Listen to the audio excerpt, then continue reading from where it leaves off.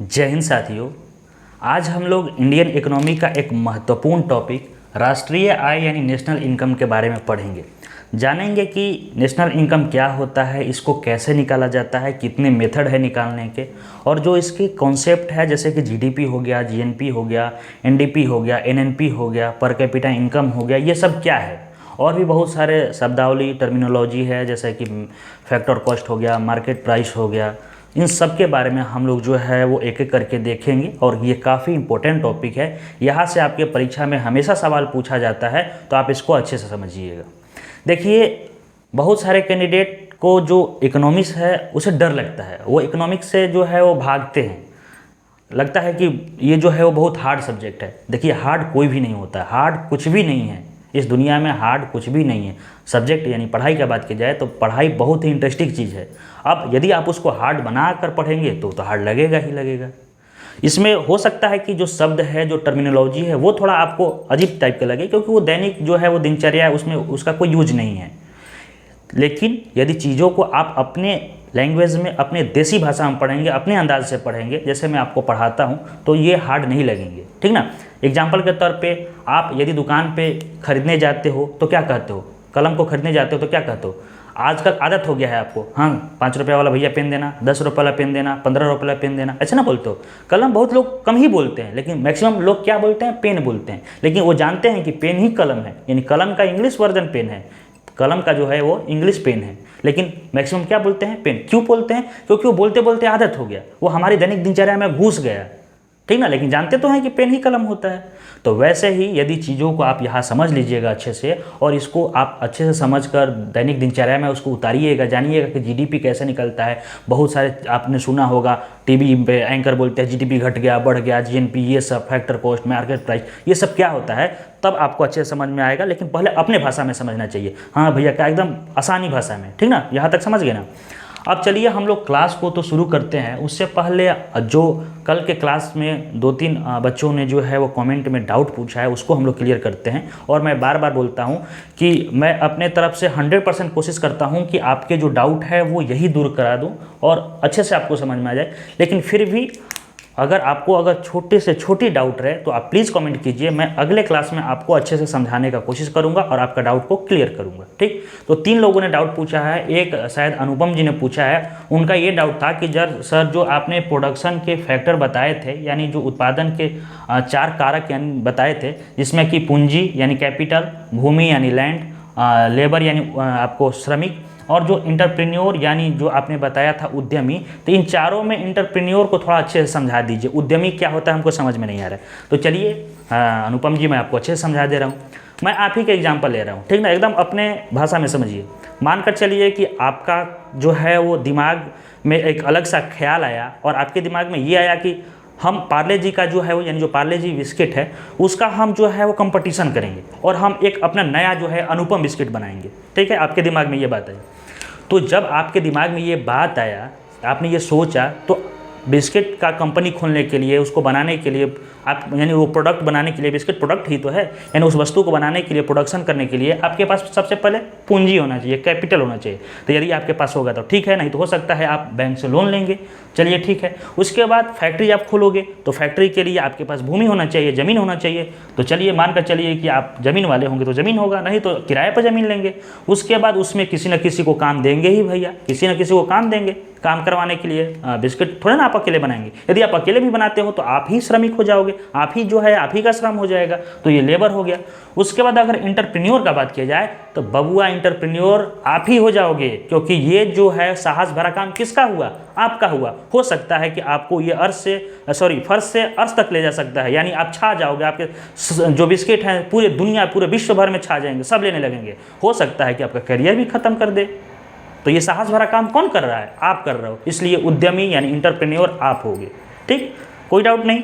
चलो, अब दूसरा डाउट था, हमको लग रहा है किसी लड़की का नाम था, शायद शिल्पी नाम था उनका। उस सिस्टर का डाउट था कि जो सर आपने राज्य अर्थव्यवस्था बताया था, यानी स्टेट इकोनॉमी के बारे में, उसमें 2 टाइप का आपने इकोनॉमी बताया था। एक समाजवादी इकोनॉमी, समाजवादी अर्थव्यवस्था, एक साम्यवादी अर्थव्यवस्था, यानी सोशलिस्ट इकोनॉमी और कम्युनिस्ट इकोनॉमी। इन दोनों में क्या अंतर होता है? तो देखिए, बेसिक अंतर इन दोनों में यही है कि राज्य अर्थव्यवस्था यानी स्टेट इकोनॉमी, मैंने आप सभी को क्या बताया था कि जो चारों कारक हैं यानी उत्पादन के, उस पर किसका अधिकार होता है, और सरकार का अधिकार होता है। लेकिन समाजवादी अर्थव्यवस्था में निजी क्षेत्र यानी जो प्राइवेट सेक्टर होता है उसकी मतलब रोक नहीं होता है, वो भी आकर अपना कुछ काम कर सकता है, वो भी अपना जो है उसका जो भी मन करने का हो 2-4%, 10% वो कर सकता है। लेकिन साम्यवादी यानी कम्युनिस्ट इकोनॉमी में 100% जो अगर अधिकार है उन चारों कारक पर, तो वो है गवर्नमेंट का अधिकार, और वो साम्यवादी में हो जाएगा। तो बेसिक यही अंतर है। मानकर चलिए ये समाजवादी हो गया, ये साम्यवादी हो गया। तो समाजवादी में जो है वो आगे निजी क्षेत्र भी थोड़ा बहुत आ सकता है, लेकिन साम्यवादी में कोई नहीं आएगा, सिर्फ और सिर्फ गवर्नमेंट का अधिकार होगा, जिसे चाइना है। यहाँ तक समझ गई ना। चलिए अब एक और हमारे भाई का डाउट था, अब उनका नाम मुझे याद नहीं आ रहा है। वो जो डाउट पूछे थे वो पूछे थे कि सर स्यादवाद क्या होता है, इसके बारे में बता दीजिए। तो देखिए भाई, स्यादवाद जो है वो इकोनॉमी का कोई जो है वो टॉपिक नहीं है। ये हम लोग को पढ़ना है जब हिस्ट्री पढ़ेंगे, एंशिएंट हिस्ट्री में जैन धर्म के बारे में। बेसिकली स्यादवाद के बारे में मैं आपको आपने पूछा है तो बता दूं।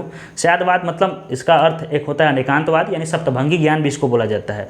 इसमें क्या होता है कि ये एक जैन धर्म का एक प्रमुख सिद्धांत है, जो कि ये बताता है कि हमारा जो हमारा क्या बोलते हैं उसको, ज्ञान है, वो हमारा जो ज्ञान है वो सीमित है और सापेक्ष है। अगर किसी भी वस्तु को यदि आपकी उसको पूर्ण सच्चाई ज्ञात करना है, मानकर चलिए किसी की अगर संपूर्ण सच्चाई ज्ञात करना है, तो उसको आप यदि एक दृष्टिकोण से देखिएगा, एक पर्सपेक्टिव से देखिएगा, तो सच्चाई आप नहीं ज्ञात कर सकते। उसको अलग अलग विभिन्न जो है दृष्टिकोण यानी पर्सपेक्टिव से आपको देखना पड़ेगा। जैसे कि अब ये मैं इससे लिख रहा हूँ तो इसे ब्लैक लिखा रहा है, यानी काला अक्षर से लिखा रहा है, काला काला लिखा रहा है। हो सकता है किसी को वो ब्लू दिखाई दे, किसी को रेड दिखाई दे, संभवतः ऐसा नहीं है, लेकिन हो सकता है। मैं एग्जाम्पल के तौर पे ले रहा हूँ। तो इसी को स्यादवाद या अनेकांतवाद या फिर सप्तभंगी ज्ञान बोलते हैं, ठीक, जिसके अंतर्गत 7 ज्ञान दिया गया था। तो वो हम लोग जैन धर्म के बारे में पढ़ेंगे, ठीक ना। अभी इकोनॉमी का क्लास है। तो चलिए अब हम लोग अपने आज के क्लास की ओर बढ़ते हैं और जानते हैं कि राष्ट्रीय यानी नेशनल इनकम क्या होता है, और इसके अंतर्गत जो जो चीज़ें हैं हम लोग उसको पढ़ लेते हैं। तो सबसे पहले राष्ट्रीय आय को जानने से पहले हम लोग आय के बारे में जानते हैं, यानी इनकम के बारे में जानते हैं। तो आपको यहाँ स्क्रीन पर दिखाई दे रहा होगा, अलग अलग मैंने लिखा है इनकम में। सबसे पहले है मौद्रिक आय यानी मॉनेटरी इनकम, उसके बाद है प्रयोज्य आय यानी डाइवोजेबल इनकम, और वास्तविक आय यानी रियल इनकम। अब एक एक करके पढ़ते हैं, ध्यान से समझिएगा। देखिए अपनी भाषा में पढ़ाएंगे और अपनी ही भाषा में आपको समझ में आएगा। तो ये जो आपको शब्द लग रहे हैं ना, ये कोई हार्ड नहीं लगेगा। जैसे मौद्रिक आय यानी मॉनेटरी इनकम, बस आप इतना जानिए कि कहीं भी कोई व्यक्ति कार्य करता है, कोई भी काम कर रहा है, और उस काम के बदले उसको जो पैसा मिलता है ना, जो वेतन मिलता है, वही उसका मॉनेटरी इनकम होगा। यदि आप इसको अर्थशास्त्र के भाषा में पढ़ेंगे तो किसी भी व्यक्ति का उसके श्रम के बदले जो वेतन मिलता है वो मौद्रिक आय यानी मॉनेटरी इनकम कहलाता है। तो ये थोड़ा टफ लगेगा, लेकिन वही देसी भाषा में कि भैया हम जो काम कर रहे हैं उसके बदले हमको जो पैसा मिलेगा वो मॉनेटरी आय कहलाएगा, ठीक। वही प्रयोज्य आय यानी जो डाइवोजेबल इनकम है, ये क्या है? तो ये जब आपका जो इनकम है उसमें से डायरेक्ट टैक्स जो सरकार द्वारा लिया जाता है, आपका जो इनकम पे डायरेक्ट टैक्स लगता है, वो अगर घटा दिया जाए तो आपको प्रयोज्य आय यानी डाइवोजेबल इनकम हो जाएगा। क्लियर। वही अगर बात किया जाए वास्तविक आय यानी रियल इनकम क्या होता है, तो रियल इनकम जब डाइवोजेबल इनकम में से कोई आपने यदि ऋण लिया हो, लोन लिया हो, या फिर किसी से आपका जो है उधारी हो, वो अगर माइनस कर दिया जाए या फिर वो आप चुका दोगे, तो बचे हुए जो धन है, जो इनकम है, उसको रियल इनकम यानी वास्तविक आय बोलते हैं। एक एग्जांपल के तौर पे चलते हैं। जैसे मान कर चलिए कि किसी का नाम लेते हैं, जैसे राधा नाम की लड़की है। राधा का जो है वो 1 लाख इनकम है। क्या है? 1 लाख इनकम है, ठीक। 1 लाख इनकम है तो राधा पे जो है 30% जो है सरकार ने इनकम टैक्स भी लगाया है, जो कि आपको उसको टैक्स चुकाना है। और राधा ने जो है वो किसी अपनी सहेली से जो है वो मानकर चलिए कि 10,000 जो है वो ऋण ली है, उधारी ली है। तो अगर उसका अगर बात किया जाए कि मौद्रिक आय, प्रयोज्य आय और वास्तविक आय क्या होगा, तो एक एक करके अगर आप निकालोगे तो सबसे पहले तो मौद्रिक आय उसका 1 लाख ही हो जाएगा, क्योंकि उसका तो इनकम ही है। वो जो काम कर रही है फैक्ट्री में, कहीं भी काम कर रही है, मैनेजर है, तो उसको तो 1 लाख रुपये मिल रहा है। लेकिन अगर प्रयोज्य आय का अगर बात किया जाए, यानी जो डाइवोजेबल इनकम है, वो उसको तो 30% चुकाना है। यानी जब इसका 30% चुकाएगी इनकम टैक्स, तो उसको 70,000 हो जाएगा। यानी प्रयोज्य आय उसका कितना हो जाएगा? 70,000 हो जाएगा।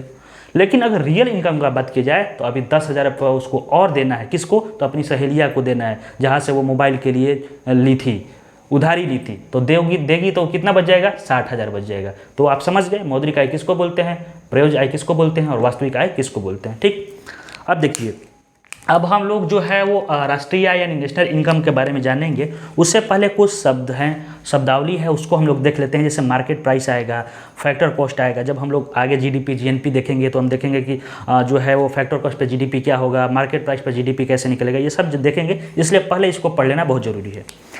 तो जैसा कि मैंने आपको कल के क्लास में बताया था, यानी जो प्रोडक्शन है यानी उत्पादन है, इसमें जो महत्वपूर्ण भूमिका निभाता है, जिससे मिलकर बनता है जो 4 कारक हैं, वो कौन कौन है? तो कैपिटल, लैंड, लेबर और आपको इंटरप्रेन्योर, यानी आपको हिंदी में बोल दूं, हिंदी बहुत लोग पढ़ते हैं, ये पूंजी हो गया, ये भूमि हो गया, ये आपका श्रमिक हो गया और ये आपका उद्यमी हो गया। ठीक ना, कल के क्लास में मैंने हिंदी भी पढ़ाया था, इंग्लिश भी, तो मैंने यह शॉर्टकट में लिख दिया। तो ये किसी भी वस्तु के, किसी भी जो है उत्पाद यानी प्रोडक्ट के प्रोडक्शन के लिए ये जिम्मेवार है, इन्हीं से मिलकर प्रोडक्शन बनता है। ठीक, तो इसको हम लोग बोलते हैं कारक बोलते हैं, यानी उत्पादन के कारक यानी साधन बोलते हैं, या फिर आगत भी बोलते हैं हिंदी में। अब देखिए, यदि इसमें इंटरेस्ट यानी ब्याज और प्रॉफिट जोड़ दिया जाए तो उसी को हम लोग बोलते हैं उत्पादन लागत यानी फैक्टर कॉस्ट। क्या बोलते हैं? उत्पादन लागत या फिर साधन लागत या फिर फैक्टर कॉस्ट बोलते हैं, जिसको कि आप लोग देसी भाषा में होल प्राइस भी बोलते हो। जैसे कि एग्जाम्पल के तौर पे चलते हैं, ये पेन है, ठीक, ये मार्कर है, हम लोग मार्कर ही मानते हैं, चलिए ठीक है, ये व्हाइट बोर्ड का मार्कर है। अब इस मार्कर को बनाने में, अब तो ये एक मार्कर एक साथ बना नहीं होगा, बहुत सारे मार्कर बने होंगे, ये कंपनी वाला अगर बनाया होगा तो, ठीक ना। तो यदि ये कंपनी वाला मार्कर बनाया होगा तो उसके लिए कैपिटल, लैंड, लेबर, इंटरप्रेन्योर, ये तो आपको मैंने बता दिया, ये तो चारों चाहिए ही चाहिए। ठीक, अब ये जितना इसका इतना खर्च हुआ है, इतने में थोड़ा ना बेचेगा, थोड़ा सा अपना जो है वो हो सकता है, अगर कैपिटल लिया होगा, जो पूंजी अगर ऋण के रूप में लिया होगा तो उसको ब्याज भी देना पड़ेगा बैंक से, तो ब्याज भी दे देगा। प्रॉफिट भी कुछ कमाएगा ना, यानी जो मालिक होगा वो थोड़ा बहुत तो प्रॉफिट कमाना चाहेगा ना, कि डायरेक्ट वो सही बेच देगा, तो प्रॉफिट भी कमाएगा। तो यानी इन सबको मिलाकर, यानी जो 4 कारक है, इंटरेस्ट और प्रॉफिट, सबको मिलाकर जो निकलता है पैसा, दाम जो निकलता है, मूल्य जो निकलता है, उसको फैक्टर कॉस्ट यानी उत्पादन लागत बोलते हैं। यानी उत्पादन में जो पैसा लगता है उसको उत्पादन लागत बोलते हैं। ठीक ना, आप बस इतना भी याद करोगे तो कोई दिक्कत नहीं है। मैं ये आपको एक्स्ट्रा ये इसलिए बोल रहा हूँ कि हो सकता है कि आपके पास कैपिटल ना हो, उस कंपनी के पास कैपिटल यानी पैसा ना हो, तो क्या लेगा? लोन लेगा। जब लोन लेगा तो उसको ब्याज ही चुकाना पड़ेगा ना, और ब्याज तो अपने घर से देगा नहीं, आपके इसी पर देगा, प्रोडक्ट पर ही वो ब्याज लगाएगा कि हाँ भाई हमको इतना कर लेना है, इतना पैसा उस जो है वो प्रोडक्ट पे जो है वो रखना है, जिससे कि मैं अपना ब्याज भी चुका पाऊँ और हमको थोड़ा बहुत प्रॉफिट भी मिल जाए। यहाँ तक समझ गए? तो ये फैक्टर कॉस्ट यानी उत्पादन लागत हो गया। उसके बाद एक आता है मार्केट प्राइस यानी एमपी। आपने देखा होगा, मार्केट प्राइस सुना भी होगा, सब चीज़ आप मार्केट प्राइस पे ही खरीदते हैं। ये क्या होता है?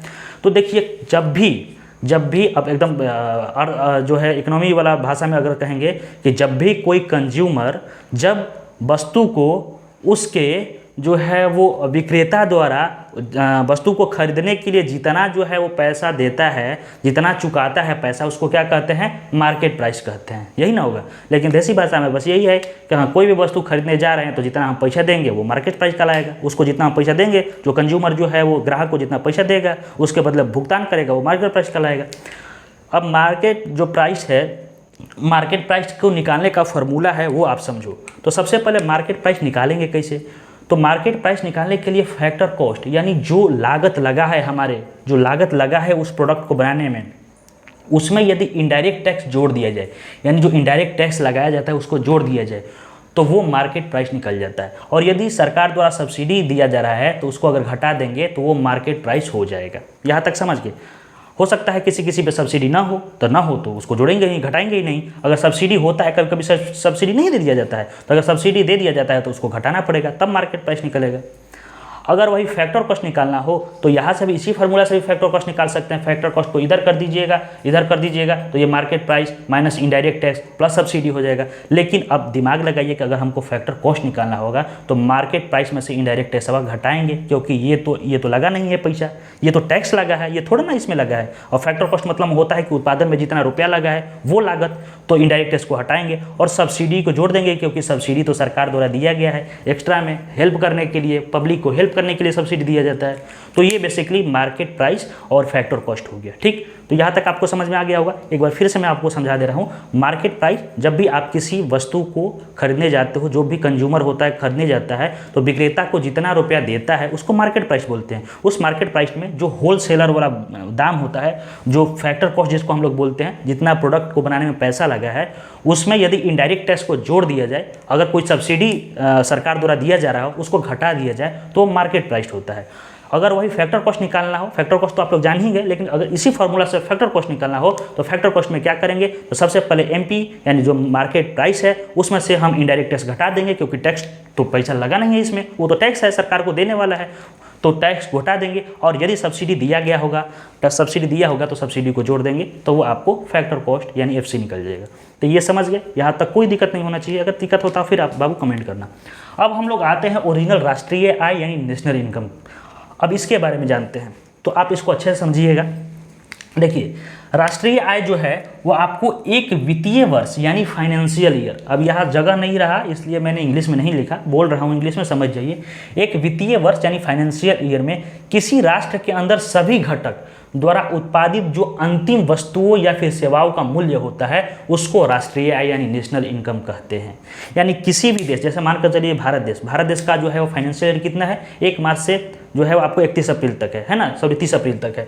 तो जो वित्तीय वर्ष है मार्च से अप्रैल में, उसमें किसी राष्ट्र यानी भारत के ही द्वारा, अगर भारत का हम निकालेंगे तो सभी घटक मतलब कि जो है, जैसे प्राइवेट सेक्टर हो गया, और उसके बाद जो है वो आपको पब्लिक सेक्टर हो गया, यानी आपको जो हो गया प्राइवेट मतलब क्या होता है, निजी क्षेत्र हो गया, और सरकारी क्षेत्र हो गया, उन दोनों द्वारा उत्पादित जो है वो अंतिम, यहाँ याद करने ना, लास्ट जो है वो आपको गुड्स या फिर सर्विस होना चाहिए, अंतिम वस्तुओं और सेवाओं का मूल्य ही राष्ट्रीय आय कहलाता है।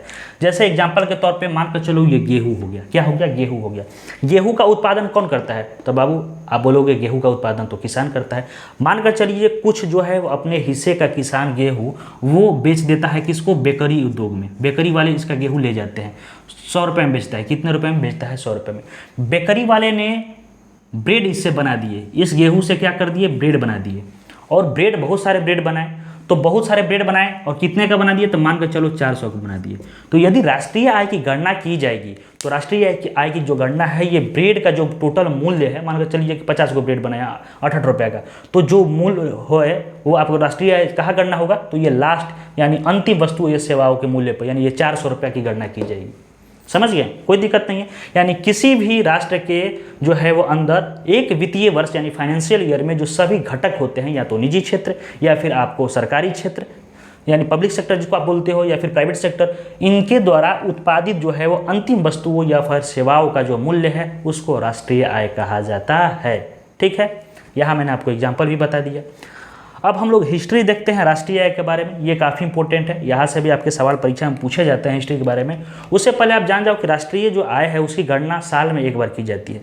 साल में कितनी बार, 1 बार की जाती है, ठीक ना। अब आज़ादी के समय अगर बात की जाए तो राष्ट्रीय आय जो था उसमें सहयोग जो है वो प्राथमिक क्षेत्र से 17% सहयोग था। अगर द्वितीय क्षेत्र यानी सेकेंडरी सेक्टर से अगर बात की जाए तो 29% योगदान था, और तृतीय यानी टर्सरी यानी सर्विस सेक्टर से अगर बात की जाए तो 54% जो है वो आपको योगदान था या राष्ट्रीय आय में। यानी इन सभी सेक्टर से कितना कितना प्रतिशत योगदान था, अगर आपके परीक्षा में पूछ दे, अगर डिप में कब बहुत सारा पूछता है आपके परीक्षा में सवाल, या फिर अगर स्टैटिक जीके के रूप में, तो ये पूछ सकता है, तो आप इसको अच्छे से याद कर लेना। अब हम लोग हिस्ट्री को देखते हैं, ठीक ना, ससुरा गर्मी हो रहा है, हिस्ट्री को देखते हैं, ठीक, कि राष्ट्रीय आय की गणना सबसे पहले किसने की, क्या कौन क्या किया, ये सब हम लोग देखते हैं। तो सबसे पहले हम लोग बात करेंगे कि 1867 से 68 के बीच, ठीक ना, अगर एग्जैक्ट पूछेगा तो 1868 मार दीजिएगा। इसके बीच जो है सबसे पहली बार जो राष्ट्रीय आय की गणना है वो दादा भाई नौरोजी जी ने किया था। किसने किया था, दादा भाई नौरोजी जी ने। अब देखिए ये इन्होंने 1867 से 68 के ही बीच कर दिया। अब आपके दिमाग में आ रहा होगा इधर करने की क्या जरूरत थी, इस समय तो हम लोग आज़ादी की लड़ाई लड़ रहे थे, ये सब क्या करने की क्या जरूरत थी। क्या जरूरत थी कि जो ब्रिटिशर थे यानी जो ब्रिटेन के लोग थे, ईस्ट इंडिया कंपनी थी, ये कोई भी काम करती थी तो ये कहती थी कि हम लोग भारत के लोगों का विकास कर रहे हैं, ट्रेन बना रहे हैं, सड़कें बना रहे हैं, ये एक विकास है, हम लोग चाह रहे हैं कि मॉडर्न जो है वो प्रवृत्ति अपनाए देश। लेकिन जो दादा भाई नौरोजी थे, ये इन्होंने जो है वो प्रथम बार जो है नेशनल इनकम की गणना की, कैलकुलेशन किया और इससे ये बताया कि नहीं, ये सब क्या कर रहे हैं कि देश को खोखला कर रहे हैं। जो सोने की चिड़िया थी धीरे धीरे इसको ये जो है वो खोखला कर रहे हैं, निगल रहे हैं, ठीक ना। और इन्होंने जो है वो अपना थ्योरी दिया था धन का निष्कासन सिद्धांत, कि यहाँ से पैसा जो है ये लंदन यानी ब्रिटेन में लेकर जा रहे हैं। तो ये महत्वपूर्ण भूमिका निभाए थे नेशनल इनकम कैलकुलेट करके। और इनकी बुक थी the poverty and un British rule in India, ये भी इंपॉर्टेंट है, परीक्षा में बार बार पूछता है तो आप इसको याद कर लेना। बाकी इन्होंने जो नेशनल जो है इनकम यानी राष्ट्रीय आय की गणना की थी उस समय, उसके हिसाब से जो प्रति व्यक्ति आय था वो 20 रुपया वार्षिक था। क्या था? 20 रुपया, यानी एक व्यक्ति की जो आय हो 20 रुपया वार्षिक था प्रति व्यक्ति आय, यानी पर कैपिटा इनकम, या शॉर्टकट में मैंने लिखा है। उसके बाद अगर राष्ट्रीय आय का बात किया जाए तो टोटल राष्ट्रीय आय आपको 340 करोड़ इन्होंने बताया था कि टोटल राष्ट्रीय आय जो है वो आपका नेशनल इनकम 340 करोड़ है।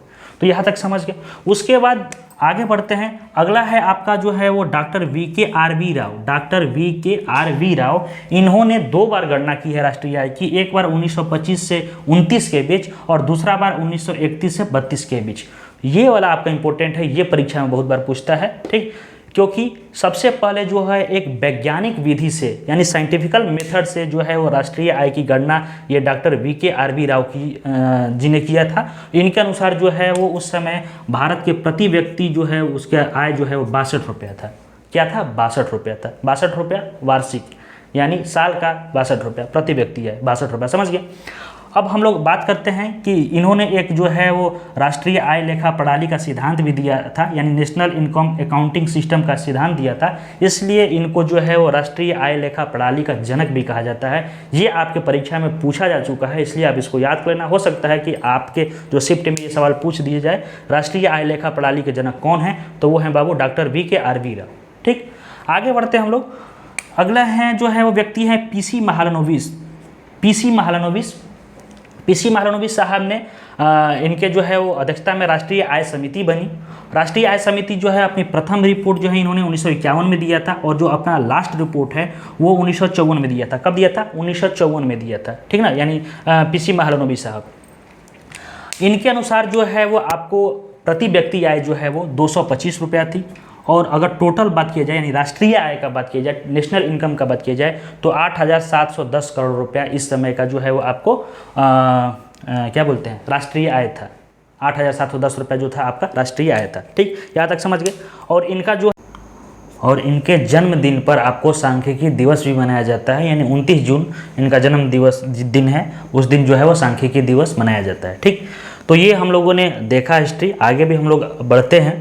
अब जो अगर बात की जाए कि ये जो थे यानी दादा भाई नौरोजी द्वारा जो नेशनल इनकम की गणना की गई थी और डॉक्टर VKRV राव द्वारा, ये आपको स्वतंत्रता से पहले यानी जब हमारा देश आज़ाद नहीं हुआ था उस समय की बात थी।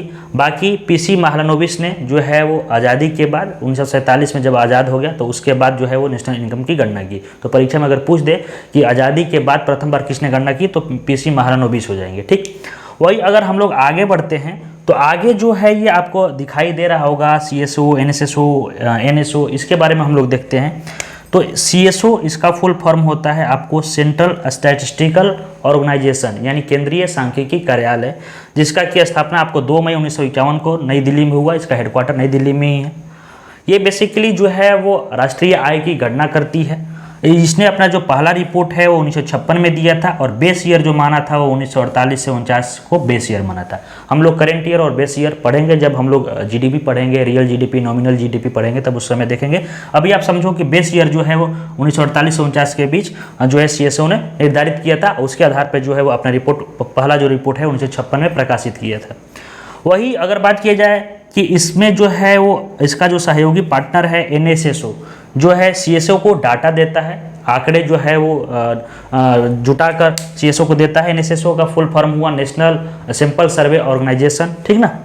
तो CSO को जो डाटा देता है उस डाटा के आधार पे जो है वो CSO द्वारा एक बुक प्रकाशित किया जाता है जिसका नाम है नेशनल अकाउंटिंग स्टैटिस्टिक्स, यानी राष्ट्रीय लेखा सांख्यिकी, ठीक ना। यानी उस बुक का क्या नाम है? नेशनल अकाउंटिंग स्टैटिस्टिक्स, राष्ट्रीय लेखा सांख्यिकी, जिसको कि श्वेत पत्र यानी व्हाइट पेपर भी बोला जाता है।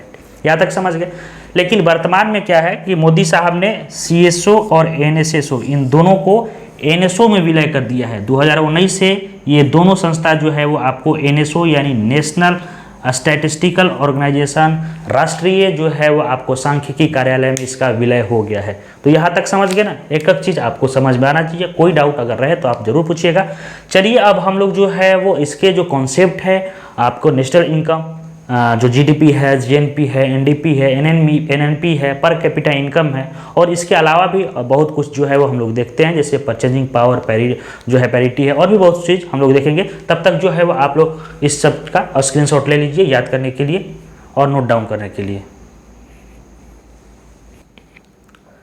चलिए अब हम लोग नेशनल इनकम के जो कॉन्सेप्ट यानी अवधारणा है इसको देखते हैं। तो सबसे पहले हम लोग जो देखेंगे वो है जीडीपी के बारे में। जीडीपी यानी ग्रॉस डोमेस्टिक प्रोडक्ट, हिंदी में इसको सकल घरेलू उत्पाद बोलते हैं। अब ये जीडीपी क्या है तो इसको अच्छे से समझिएगा, ठीक ना। ये आपको टर्मिनोलॉजी जो है वो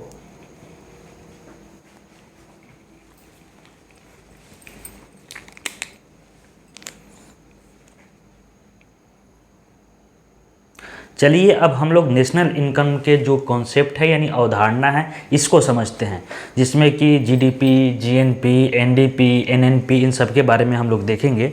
तो सबसे पहले हम लोग जो है वो जीडीपी के बारे में देखते हैं। जीडीपी क्या है? तो जीडीपी का जो फुल फॉर्म होता है वो होता है ग्रॉस डोमेस्टिक प्रोडक्ट, यानी हिंदी में सकल घरेलू उत्पाद। अब ये क्या है तो एक एक चीज़ अच्छे से समझिएगा। एक वित्तीय वर्ष यानी फाइनेंशियल ईयर में किसी भी देश की भौगोलिक सीमा है या आर्थिक सीमा में उत्पादित वस्तुओं और सेवाओं का जो अंतिम मूल्य है वो जीडीपी कहलाता है। एक बार फिर से, किसी भी राष्ट्र का, किसी भी देश का जो फाइनेंशियल ईयर है, यानी जो फाइनेंशियल ईयर एक साल जो होता है उसमें उस देश के भौगोलिक सीमा में जो उत्पादित होता है उस वस्तुओं और सेवाओं का जो अंतिम मूल्य है उसको जीडीपी बोलते हैं। यहाँ जो है वो जियोग्राफिकल लिमिट से मतलब है, यानी जियोग्राफिकल लिमिट जो है कंडीशन यहाँ अप्लाई होता है, या सिटीजन से कोई मतलब नहीं है। अभी आपको समझ में नहीं आ रहा होगा, ये आपको समझ में आ रहा होगा जो मैंने यहाँ लिखा है। देखिए, अगर हमारे देश में अगर हमारे देश के कोई नागरिक कार्य कर रहा है, वो उत्पादन कर रहा है, वहाँ से जो उसको पैसा मिल रहा है, आय मिल रहा है, उसका जो इनकम है वो जीडीपी में आएगा। या फिर कोई विदेशी नागरिक या कोई विदेशी कंपनी, कुछ भी जो विदेश से आकर यहाँ पे जो है वो पैसा कमा रही है, उत्पादन कर रही है, उससे जो इनकम मिल रहा है वो भी आपको जीडीपी में आएगा। जैसे कि मैंने लिखा है कि देश के नागरिकों द्वारा देश में उत्पादन और उससे जो आय मिल रहा है, और विदेशी नागरिकों द्वारा जो है हमारे देश में उत्पादन या उससे फिर जो आय मिल रहा है ये जीडीपी में आता है, ये जीडीपी कहलाता है, ठीक ना। इसलिए लिखा है कि एक फाइनेंशियल ईयर में किसी भी देश की जो भौगोलिक सीमा है, भौगोलिक सीमा यानी जहाँ तक हमारी देश की सीमा लगती है, यदि भारत देश का बात किया जाए तो भारत की देश की सीमा जहाँ जहाँ तक लगती है, और उस देश के अंदर जैसे ये हमारा भारत देश हो गया, इस देश के अंदर जितने भी हैं जो उत्पादन कर रहे हैं, उससे जो इनकम मिल रहा है, जो पैसा मिल रहा है, वो सब के सब जीडीपी में होगा, भले क्यों ना वो विदेशी हो या फिर हमारे देश के हो। समझ गए? जैसे कि मानकर चलो ये एग्जांपल पे है, ये हमारे देश में है, हमारे देश में जो कंपनी है, जियो कंपनी है, मानकर चलिए 200 रुपये कमा रही है। एलजी कंपनी का जो इनकम है 100 रुपया है, और टाटा कंपनी का इनकम जो है 150 रुपया है। वही ये विदेश में जो है हमारे देश का नागरिक है अजय, जो कि 50 रुपया कमा रहा है। अगर हमको जीडीपी निकालना हो तो विदेश से तो हमको मतलब ही नहीं, हमको तो अपने देशवा से मतलब है। ये हमारी भौगोलिक सीमा है, ये हमारा देश है, तो हमारे देश में कौन कमा रहा है? तो हमारे देश की कंपनी जियो हो 200 रुपये कमा रही है, एलजी साउथ कोरियन कंपनी है, ये 100 रुपये कमा रही है, टाटा भी कंपनी है हमारी 150 रुपये कमा रही है। तो अगर टोटल मिला दिया जाए तो 200, 300, 1, 4, 450 रुपये हो जाएगा। यानी हमारे देश के जीडीपी इसके अनुसार कितना हो जाएगा? 450 रुपये हो जाएगा। हम इसको इग्नोर करेंगे क्योंकि इससे हमको मतलब नहीं है, क्योंकि ये विदेशी की बात कर रहा है, ये विदेश में कमा रहा है हमारे देश का नागरिक। समझ गए ना? अब वही अगर बात की जाए कि मेथड कितने हैं, यानी जो मेजरमेंट ऑफ जीडीपी को निकालने के लिए कितने मेथड है, तो 3 मेथड है। एक है उत्पादन विधि यानी प्रोडक्शन मेथड, एक है व्यय आय विधि यानी इनकम मेथड, और एक है व्यय विधि यानी एक्सपेंडिचर मेथड। अब इसको अच्छे से समझिए। जैसे उत्पादन विधि में कि जो भी प्रोडक्शन में पैसा लगा है, उत्पादन में जो पैसा लगा है उसको टोटल जोड़ दीजिएगा तो उत्पादन विधि द्वारा जीडीपी निकल जाएगा। वही अगर इनकम विधि यानी आय विधि द्वारा अगर बात करते हैं तो आय विधि में जो भी प्रोडक्शन में अगर किसी को आय दिया रहेगा, इनकम दिया रहेगा, सबको पैसा जो जिसको दिया है उसका जो इनकम है उसको जोड़ दो तो वो आपको जीडीपी वहाँ निकल जाएगा आय विधि से।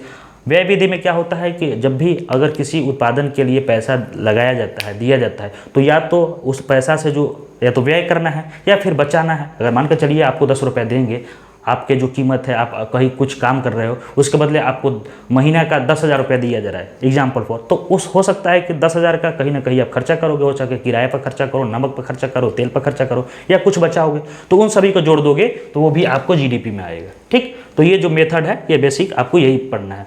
बाकी जीडीपी के बारे में आप समझिएगा। जीडीपी का ये आइटम मैंने लिखा है, इसको आप हमेशा याद रखना कि वो हमारे देश को जो नागरिक हो, वो हमारा अगर देश में उत्पादन कर रहा है वो भी जीडीपी में आएगा, और अगर विदेशी नागरिक भी हमारे देश में उत्पादन कर रहा है वो भी जीडीपी में आएगा, क्योंकि यहाँ भौगोलिक सीमा देखा जाता है। क्या देखा जाता है? भौगोलिक सीमा देखा जाता है। क्लियर? चलिए अब हम लोग जीएनपी में बात करते हैं। जीएनपी क्या है भैया? तो जीएनपी का फुल फॉर्म होता है ग्रॉस नेशनल प्रोडक्ट, हिंदी में होता है सकल राष्ट्रीय उत्पाद। अब ये क्या है? तो देखिए एक वित्तीय वर्ष, अब यहाँ इंग्लिश लिखने का जगह नहीं है इसलिए मैंने हिंदी ही लिखा है, क्योंकि मैक्सिमम जो है मेजोरिटी हिंदी वालों की है, लेकिन बोल दे रहा हूँ मैं इंग्लिश में, जिसे वित्तीय वर्ष मतलब फाइनेंशियल ईयर होता है। तो एक वित्तीय वर्ष में किसी राष्ट्र के नागरिकों द्वारा उत्पादित वस्तु एवं सेवाओं का अंतिम मूल्य जो है वो आपको क्या कहलाता है?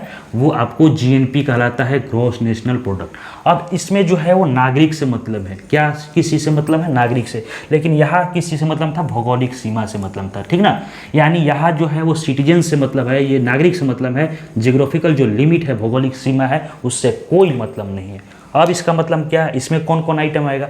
तो देखो जो हमारा देश का नागरिक है, यदि हमारे देश में कमा रहा है वो भी जीएनपी में आएगा। अगर हमारा देश का नागरिक है कहीं और कमा रहा है, दूसरे देश में कमा रहा है, विदेशों में कमा रहा है, वो भी हमारे जीएनपी में आएगा। तो यानी जीडीपी से अच्छा हो गया जीएनपी, जीडीपी से अच्छा हो गया जीएनपी। समझ गया ना? अगर जीडीपी में कमा रहा है तो इसका मतलब ये हुआ कि विदेशों वाला भी आकर हमारे देश में कमा रहे हैं, वो भी बहुत खा रहे हैं, पी रहे हैं, मजा कर रहे हैं, लेकिन जीएनपी असली चीज़ हुआ। जीडीपी से तो अच्छा है जीएनपी, आपको समझ में आ रहा होगा। तो इसका अगर आइटम देखिएगा तो जो हमारे देश के नागरिक है वो अगर देश में उत्पादन कर रहा है, उससे जो उसको मिल रहा है पैसा, जो कमा रहा है उससे जो पैसा मिल रहा है वो भी जीएनपी में आएगा। और जो देश के नागरिक है वो अगर विदेशों में उत्पादन कर रहा है, वहाँ जो पैसा कमा रहा है, वहाँ जो कंपनी में पैसा कमा रहा है, वो भी हमारा जीएनपी में आएगा। ठीक, समझ गए? अगर हमको जीएनपी निकालना हो, मान कर चलिए जीएनपी निकालना हो, तो कैसे निकालोगे? तो जीएनपी निकालना हो तो अगर इस फार्मूला से अगर आपको जीएनपी निकालना हो, जैसे यहाँ आपको दिखाई दे रहा होगा, इससे निकालना हो, मतलब यहाँ पर डाटा दिया है, अगर इससे निकालना हो तो कैसे निकालते? तो आपको पता है कि जीएनपी कैसे निकालेंगे। कैसे निकालेंगे भैया? तो जो हमारा देश का नागरिक है, हमारा देशवा में कमा रहा है, तो हमारे देशवा में देश का नागरिक यानी देश का नागरिक, कंपनी सब वही होता है। तो मानकर चलिए जियो है तो 200 रुपये कमा रहा है, एलजी तो हमारे देश का है नहीं तो इसको इग्नोर कर देंगे। टाटा है, ये है भाई, तो 200 और 150 350 हो गया। कितना हो गया? 350।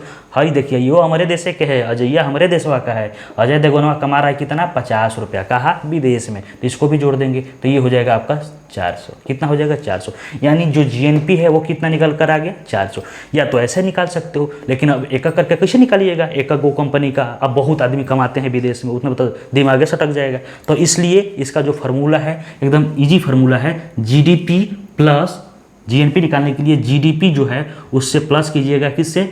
उसके बाद जो है वो आपको x माइनस वाई करना है। x क्या है? जो देश के नागरिक है, हमारा जो देश का नागरिक जो विदेशों में कमा रहा है उसको जोड़ना है, और जो विदेशीय हैं वो हमारे देश में जो कमा रहे हैं उसको घटा देना है। ठीक, समझ गए? यानी जीडीपी में हमारे जो देश का नागरिक बाहर कमा रहा है उसका जो है आय जोड़ लेना है, उसका इनकम जोड़ना है, जो उत्पादन कर रहा है उससे जो उसको प्राप्त आय है उसको जोड़ना है, और जो विदेश में जो हमारा विदेशी जो हमारे देश में कमा रहे हैं आकर उसको घटा देना है।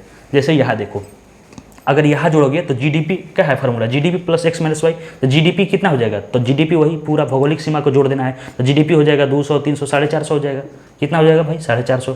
उसके बाद प्लस x मतलब यही अजय जो हमारे देश का नागरिक विदेश में कमा रहा है, तो इसको हम प्लस कर देंगे। अब माइनस क्या करेंगे? तो जौन हई वाला कंपनियां है, यानी जो विदेशी कंपनी या फिर विदेशी नागरिक हमारे देश में आकर प्रोडक्शन कर रहा है, उसे जो इनकम मिल रहा है उसको तो घटाना पड़ेगा ना भाई, तो इसको हम घटा देंगे। तो ये कितना घटेगा? 100 घटेगा। तो अगर आप इसको जोड़िएगा तो 450, 50 जोड़िएगा तो 500, और 500 में से 100 घटाइएगा 400। देखिए इस मेथड से भी 400 आ रहा है, इस मेथड से भी 400 आ रहा है। तो ये जीडीपी और जीएनपी का कॉन्सेप्ट हो गया, आप यहाँ तक समझ गए होंगे। अब ये जो x माइनस वाई है, x माइनस वाई को शुद्ध साधन आय बोलते हैं, यानी नेट फैक्टर इनकम बोलते हैं। क्या बोलते हैं? Net factor income. ये भी परीक्षा में पूछता है, शुद्ध साधन आय किसे कहते हैं, ठीक ना। शुद्ध साधन आय किसे कहते हैं? तो आप लोग देख लो, जब हमारा कोई देश का नागरिक जो है वो विदेशों में कमा रहा है, उसका जो प्राप्त धन है, उसका जो प्राप्त इनकम है, उसमें से यदि विदेशी द्वारा कमाया गया हमारे देश में के धन को घटाते हैं तो उसको शुद्ध साधन आय यानी नेट फैक्टर इनकम कहते हैं। देखो शब्दों से खेलता है परीक्षा में, एग्जाम में क्या होता है, एग्जामिनर आपको शब्दों से खिलाता है, वही फंसाता है। फंसना नहीं है, बस आप बेसिक कॉन्सेप्ट समझ जाओगे कि क्या कह रहा है, तो फिर दिक्कत नहीं होने वाला है, ठीक ना। तो यहाँ तक समझ गए। अब हम लोग बात करते हैं कि जो है एनडीपी और एनएनपी क्या होता है। एनडीपी और एनएनपी हम लोग देख लेते हैं। जैसे एनडीपी है, एनडीपी का full form net domestic product यानी शुद्ध घरेलू उत्पाद। ये था ग्रॉस डोमेस्टिक प्रोडक्ट यानी जीडीपी, और ये है एनडीपी नेट डोमेस्टिक प्रोडक्ट यानी आपको शुद्ध घरेलू उत्पाद। अब इसको कैसे निकालोगे, तो इसका सिंपल सा फार्मूला है कि एनडीपी निकालने के लिए यदि जीडीपी में से डिप्रिसिएशन यानी मूल्य ह्रास को घटा दीजिएगा तो आपका एनडीपी निकल जाएगा। अब ये आपके दिमाग में आएगा, ये सर डिप्रिसिएशन या मूल्य ह्रास क्या होता है, ये तो हमको पता नहीं है। तो पता नहीं है तो हम बताते हैं आपको। मूल्य ह्रास क्या होता है, देखिए कभी भी किसी भी चीज़ का अगर बनता है, निर्माण होता है, मानकर चलिए ये कलमे का ये जो है मार्कर इसी का निर्माण हुआ, तो जितना निर्माण हुआ है वो सब का सही रहेगा, नहीं रहेगा ना। कुछ टूट जाएगा, किसी का खोपड़िया भुला जाएगा, किसी का कुछ हो जाएगा। जैसे शीशा का अगर देख लीजिए, कंपनी में शीशा का गिलास बनता होगा तो कितना शीशा उसी में फूट जाता होगा बनने में ही, या फिर दुकान पर आने में होलसेलर से जो खरीद कर लाता होगा वहाँ से दुकान पर लाने में। अगर हम ही जाएंगे इसको खरीदने और ससुरा का ये टूटा रहेगा तो हम लेंगे नहीं लेंगे, कंज्यूमर लेगा इसको नहीं लेगा, तो बोलेगा दुकानदार को देखिए आपका टूटा हुआ है। अब दुकानदार का दिमाग सटक जाएगा, कहेगा करे ससुरा ये तो हमको घाटा दे दिया, अब जहाँ से लिया है वो उसको दे देगा। और जो इसका मेन मालिक होगा, इसका पैसा कौन चुकाएगा, इसका नुकसान कौन सहेगा, वही सहेगा। तो उसी को मूल्य ह्रास कहते हैं, डिप्रिसिएशन कहते हैं। तो यदि जीडीपी यानी जो टोटल ग्रॉस डोमेस्टिक प्रोडक्ट था उसमें से यदि आप डिप्रिसिएशन यानी मूल्य ह्रास घटा दीजिएगा तो क्या निकल जाएगा, एनडीपी निकल जाएगा। ठीक, क्लियर, कोई दिक्कत नहीं। वैसे ही अगर एनएनपी का बात की जाए तो एनएनपी में बाबू जीएनपी माइनस डिप्रिसिएशन यानी एनएनपी निकालना हो तो जीएनपी जो है यानी ग्रॉस नेशनल प्रोडक्ट, उसमें से अगर मूल्य ह्रास घटा दीजिएगा तो वो आपको एनएनपी निकल जाएगा। और ये एनएनपी जो है यही एग्जैक्ट है, यही सबसे ज़बरदस्त है। अगर कोई नेता एनएनपी पे बोलता है एनएनपी इतना है हमारे देश का, पिछले साल इतना था, इस साल इतना है, तो वो तब आपको समझना चाहिए कि हाँ वो नेता पढ़ा लिखा हुआ है, वो इकोनॉमिक्स पढ़ा है। वो ऐसे जीडीपी तो कोई बोल देगा, वो बाहर का कमा रहा है, हमारे देशों में अगर खूब टैक्स वैक्स दे रहा है तो जीडीपी नहीं बढ़ जाएगा। लेकिन कितना रोजगार है हमारे देश में, अगर रोजगार होता तो बाहर जाकर लोग कमाता, नहीं ना कमाता, विदेशों में जाकर कमा रहा है, भाग रहा है। हमारे देश में कोई इंजीनियर और बहुत सारा जो मेन आदमी है ये नहीं है, काहे नहीं है, इसी वजह से। तो एनएनपी निकाला जाता है, एनएनपी। ठीक ना, आगे हम लोग बढ़ेंगे। बाकी रिमार्क्स में हम लोग देख लेते हैं। जैसे हम लोगों ने देखा कि अगर यहाँ देखते हैं हम लोग कि अगर हम लोग को डिप्रिसिएशन यानी मूल्य ह्रास निकालना है तो जीडीपी में से एनडीपी घटा देंगे तो मूल्य ह्रास निकल जाएगा ना। जीडीपी में से एनडीपी घटा देंगे, और यहाँ अगर निकालना हो तो जीएनपी में से एनएनपी घटा देंगे तो डिप्रिसिएशन यानी मूल्य ह्रास निकल जाएगा। ठीक, एक चीज़ और देखें हम लोगों ने कि अगर जीएनपी में से जीडीपी घटा देंगे, यदि ये जीएनपी और जीडीपी इधर आ जाएगा तो ये क्या आ जाएगा, एक्स माइनस वाई आ जाएगा। मैथ तो पढ़े होंगे ना, माइनस प्लस बराबर के है नहीं आ जाएगा, प्लस है तो माइनस हो जाएगा, माइनस हो जाएगा तो प्लस हो जाएगा, गुना है तो भागा हो जाएगा, भागा है तो गुना हो जाएगा। ये तो सिंपल है, पहला दूसरा क्लास का सवाल है। ठीक, तो आप यहाँ समझ गए। तो जीएनपी माइनस अगर जीडीपी करोगे तो क्या आ जाएगा, एक्स माइनस वाई। क्या आ जाएगा, एक्स माइनस वाई। और एक्स माइनस वाई ही जो है वो एनपीएफए या फिर एनएफआई बोला जाता है। इसको क्या बोला जाता है, एनपीएफए, नेट प्रॉफिट फ्रॉम एब्रॉड, यानी विदेशों से जो है वो प्राप्त शुद्ध आय, इसको बोला जाता है। कभी कभी परीक्षा में पूछ देता है, इसलिए मैं आपको बार बार जोड़ कर देकर बता रहा हूँ। और ये आपको एनएफआईए हो जाएगा। ठीक ना, यानी नेट आपका हो जाएगा फ्रॉम इनकम एब्रॉड हो जाएगा। ठीक ना, एब्रॉड हो जाएगा। ठीक, एब्रॉड मतलब विदेशी होता है। ठीक, यहाँ तक आप समझ गए। ये कॉन्सेप्ट आपको समझ में आ गया, कोई दिक्कत नहीं है। ये फैक्टर होगा, sorry, net factor income abroad होगा। यहाँ तक समझ गए ना।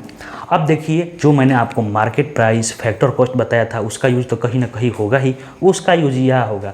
कभी कभी आपने देखा होगा कोई बोलता होगा, या फिर कभी आपके बुक में ही दे दिया है, बहुत सारे बुक जो आपको समझ में नहीं आता है क्या लिखा है, या फिर अगर एग्जाम में ही दे दे कि बताइए कि मार्केट प्राइस पर जीडीपी बताइए, GDP on market price, GDP on factor price, sorry factor cost क्या होता है। तो सिंपल है, मार्केट प्राइस का आपको फॉर्मूला पता है ना कि factor cost plus indirect tax minus subsidy घटा देना है। वही अगर फैक्टर कॉस्ट निकालना था तो वही हमको जो मार्केट प्राइस है वो उसमें से इनडायरेक्ट टैक्स को घटाना है और सब्सिडी को जोड़ देना है। हम लोगों ने पढ़ा ही है, तो बस इसमें जीडीपी जोड़ देना है। अगर हमको मार्केट प्राइस पर जीडीपी निकालना है तो मार्केट प्राइस पर जो फैक्टर कॉस्ट है plus indirect tax minus subsidy, और वही अगर जीडीपी ऑन फैक्टर कॉस्ट तो निकालना है तो GDP on market price minus indirect tax plus subsidy, यानी जीडीपी खाली जोड़ दीजिए इसी में, बस वही निकल जाएगा। सबसे important, NNP on factor cost is equal to NNP on market price minus indirect tax plus subsidy। NNP ही जो है हमारी राष्ट्रीय आय कहलाती है, यानी फैक्टर कॉस्ट पर जो NNP है वास्तविक में हमारी राष्ट्रीय आय है। समझे, यानी ये शुद्ध जो है इसको बोलते हैं शुद्ध राष्ट्रीय जो उत्पाद है, फैक्टर कॉस्ट पर जो शुद्ध राष्ट्रीय उत्पाद निकाला जाता है वो वैल्यू हमारा राष्ट्रीय आय कहलाता है, नेशनल इनकम कहलाता है। तो यहाँ तक आपने सारे चीज़ों को समझा। सब कुछ देखा, एक बार आप स्क्रीनशॉट लीजिए, फिर शॉर्ट में हम लोग बाकी की जो चीज़ें बच गई है, जैसे कि नॉमिनल जीडीपी क्या होता है, रियल जीडीपी क्या होता है, पर कैपिटा इनकम क्या होता है, ट्रिपल पी क्या होता है, इसको हम लोग शॉर्ट में जल्दी से निपटाते हैं।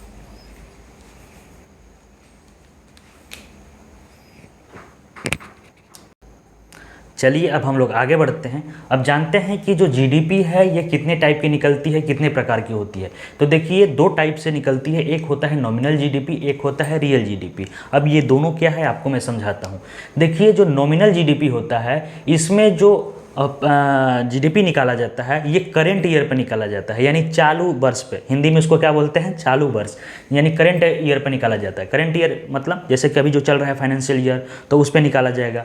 वही अगर रियल जीडीपी की अगर बात की जाए तो वो बेस ईयर पर निकाला जाता है। क्या, बेस ईयर। बेस ईयर मतलब अस्थिर जो वर्ष है उस पर निकाला जाता है। अब ये बेस ईयर क्या होता है, तो कोई एक एवरेज जो है वो ईयर मान लिया जाता है जिसमें कि उस देश की जीडीपी उस साल काफ़ी अच्छा था, अच्छा ग्रो किया था, उसको बेस ईयर माना जाता है। जैसे इससे पहले 2011 से 12 भारत का बेस ईयर था जीडीपी के लिए, अभी 2017 से 18 हो गया है। तो यहाँ तक आप समझ गए ना, करंट ईयर और बेस ईयर में कोई दिक्कत नहीं है। अब नॉमिनल जीडीपी में हम एग्जांपल लेकर चलते हैं, तो उसमें प्राइस और प्रोडक्शन दोनों करंट ईयर पर लिया जाता है। प्राइस और प्रोडक्शन दोनों करंट ईयर पर लिया जाता है, जबकि बेस ईयर में जो है वो प्राइस आपको बेस ईयर पर लिया जाता है और प्रोडक्शन जो है वो करंट ईयर का लिया जाता है। अब ये आपको समझ में नहीं आ रहा होगा, इससे बाहर जा रहा होगा, कोई दिक्कत नहीं, मैं समझाता हूँ। जैसे मानकर चलिए कि ये जो 3 मार्कर है, ठीक ना, अब हमको तीनों का ही नॉमिनल और रियल जीडीपी निकालना है। तो ये 3 मार्कर कितने का आया था जी, ससुरा सोया है, सोने दो उसको, ठीक। तो मानकर चलिए कि जहाँ तक याद रहा, मानकर चलो 20 रुपये का है, यानी एक मार्कर 20 रुपये, तो 3 है। तो अगर हमको नॉमिनल जीडीपी निकालना है तो प्रोडक्शन हम करंट ईयर का लेंगे, यानी इसी साल का लेंगे, यानी जो फाइनेंशियल ईयर हमारा है उसी साल का लेंगे। तो इस साल का लेंगे तो प्रोडक्शन मानकर चलिए 3 मार्कर का जीडीपी निकालना है। प्राइस तो 20 रुपये, यानी अगर बात की जाए तो टोटल जीडीपी कितना हो जाएगा, 60 रुपये। यानी अगर बात की जाए नॉमिनल जीडीपी कितना हो जाएगा, 60 रुपये। वही अगर हम रियल जीडीपी देखेंगे, रियल जीडीपी, तो रियल जीडीपी बेस ईयर पर निकलता है। कैसे, तो प्राइस हम बेस ईयर का लेंगे, जबकि प्रोडक्शन करंट ईयर का लेंगे। तो प्रोडक्शन करंट यानी 3 गो मार्कर को हम निकालना है, प्रोडक्शन हमारा 3 गो हुआ है, लेकिन प्राइस बेस ईयर का लेंगे। बेस ईयर अभी 2017 से 18 चल रहा है, तो 2017 से 18 मानकर चलो इसका प्राइस कितना था, 15 रुपये था। तो 15 दिया 45 रुपये हो जाता, यानी रियल जीडीपी के अगर पर्सपेक्टिव से बात किया जाए, उसके परिप्रेक्ष्य में बात की जाए, तो इसका रियल जीडीपी कितना हो जाएगा, 45 यानी 45 रुपया। जबकि नॉमिनल जीडीपी आपका इसका कितना निकला था हम लोग का, 60 रुपया, 15 रुपये का अंतर पड़ रहा है। अब ये अंतर क्यों पड़ रहा है, क्या है अंतर, ये जानना चाहिए। तो ये जो अंतर है ये आपको महंगाई है। क्या है, मुद्रास्फीति है, महंगाई है, इसी को इन्फ्लेशन बोलते हैं, समझ गए। तो ये नॉमिनल जीडीपी और रियल जीडीपी का मतलब अंतर यही होता है, महंगाई कितना बड़ा। क्योंकि अब मानकर चलिए कि ये हम लोग निकाले हैं करंट ईयर का, और ये जो है रियल जीडीपी जो है बेस ईयर पर निकलता है, तो इसके हिसाब से अगर पता चल जाएगा कि कितना महंगाई, कितना इन्फ्लेशन बढ़ा है, ठीक, कोई दिक्कत नहीं। अब एक आता है जीवीए। जीवीए क्या होता है, ग्रॉस वैल्यू एडेड, यानी सकल मूल्य वर्धन। ये बेसिकली जीडीपी में से इनडायरेक्ट टैक्स घटाया जाता है, जीवीए उसको कहते हैं। ये बहुत अच्छा वैल्यू होता है। कैसे, मैं आपको बताता हूँ। जैसे मानकर चलो कि कोई फर्स्ट गवर्नमेंट है, जैसे मानकर चलो कि कांग्रेस थी, कांग्रेस ने बताया कि जीडीपी मेरा 100 रुपया है, 100 रुपये है जीडीपी, ठीक ना। अभी हम छोटा वैल्यू लेकर चल रहे हैं, 100 रुपये है, 100 रुपये है। तो अगर ओरिजिनल बात की जाए जीवीए कितना होगा, यानी ग्रॉस वैल्यू एडेड, जो सकल मूल्य वर्धन है उसके हिसाब से, तो 90 रुपया तो आपका जीडीपी हो गया। और इनडायरेक्ट टैक्स वो ससुरा जोड़ा है, तो इसमें 10 रुपये इनडायरेक्ट टैक्स जोड़ा होगा, तब मिलाकर जो जीडीपी है वो आपको आ रहा था, ये क्या कितना, 100 रुपया आ रहा था। यानी जो जीवीए है वो 90 रुपया और प्लस में 10 रुपये जोड़ा है, तब आपको जीडीपी 100 रुपया आ रहा था, ठीक। और वही सेकेंड गवर्नमेंट, यानी मानकर चलिए दूसरी गवर्नमेंट आ गई, जैसे कि अभी मोदी जी आ गए। मोदी जी बोल दिए मैं तो 10 रुपये बढ़ा दिया, जीडीपी 10 रुपये बढ़ा दिया, 110 रुपये कर दिया, 110 रुपये कर दिया।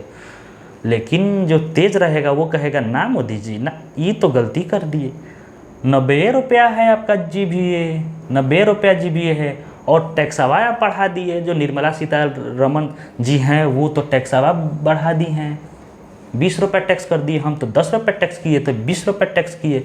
ओरिजिनलवा तो जीवीए जो है ग्रॉस वैल्यू एडेड वो तो 90 रुपये है, आप तो टैक्स बढ़ा दिया, झूठिया कह रहे हैं कि जीडीपी बढ़ गया, जीडीपी बढ़ गया।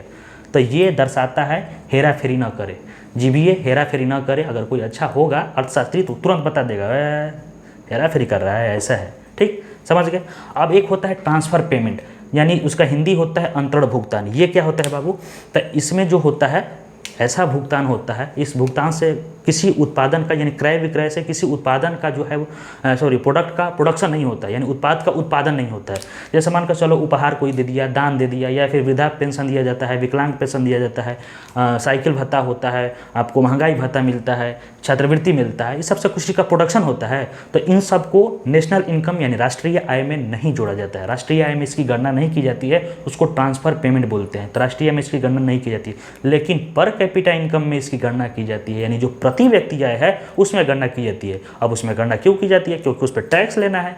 क्या लेना है? टैक्स लेना है। आप आज जीतो करोड़पति बनो ड्रीम 11 से, अचाक से टैक्स कट जाएगा, 30% कट जाएगा, पता नहीं चलेगा। तो ये जो है वो ट्रांसफर पेमेंट इसको बोलते हैं, जो कि नेशनल इनकम में उसकी गणना नहीं होती है, लेकिन पर कैपिटा इनकम में गणना होती है। क्यों होती है? क्योंकि उस पर टैक्स लिया जाता है, टैक्स की वजह से। ठीक, अब एक है पर कैपिटा इनकम, बार बार हम लोग कह रहे हैं पर कैपिटा इनकम यानी प्रति व्यक्ति आय क्या है भाई? तो देखो बाबू, ये एक एवरेज वैल्यू होता है और इकोनॉमिकल कंडीशन दर्शाने का एक ये वास्तविक सूचक होता है, एक अच्छा सूचक होता है।